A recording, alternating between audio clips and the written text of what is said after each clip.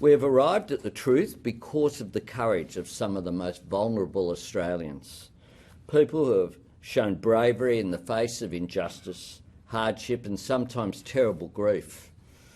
The courage stands in stark contrast to those who sought to shift the blame, bury the truth and carry on justifying this shocking harm.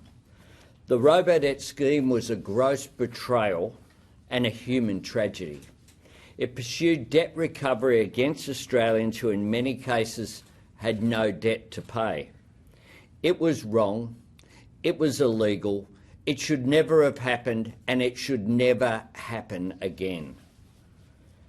Under the former Liberal government, this scheme unlawfully raised $1.76 billion in alleged debts against some 526,000 Australians.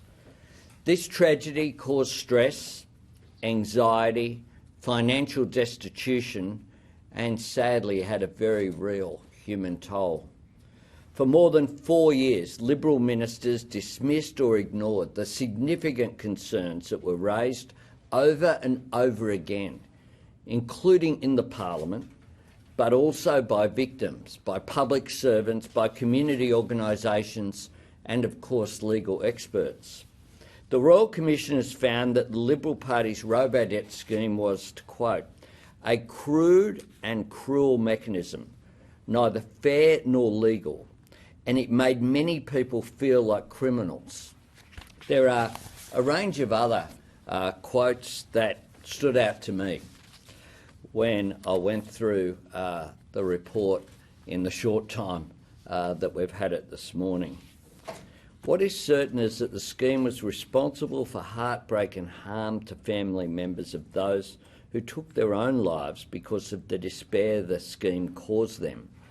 It extends from those recipients who felt that their only option was to take their own life to their family members who must live without them. An extraordinary finding from this Royal Commission. It says on page 106 regarding Scott Morrison and his time as Minister for Social Services, to quote the report, he failed to meet his ministerial responsibility to ensure that Cabinet was properly informed about what the proposal actually entailed and to ensure that it was lawful. It then goes through a critique of Mr Morrison's evidence and says this at page 102. The Commission rejects as untrue Mr Morrison's evidence that he was told that income averaging as contemplated in the executive minute was an established practice and a foundational way in which DHS worked. An extraordinary comment about a former Prime Minister.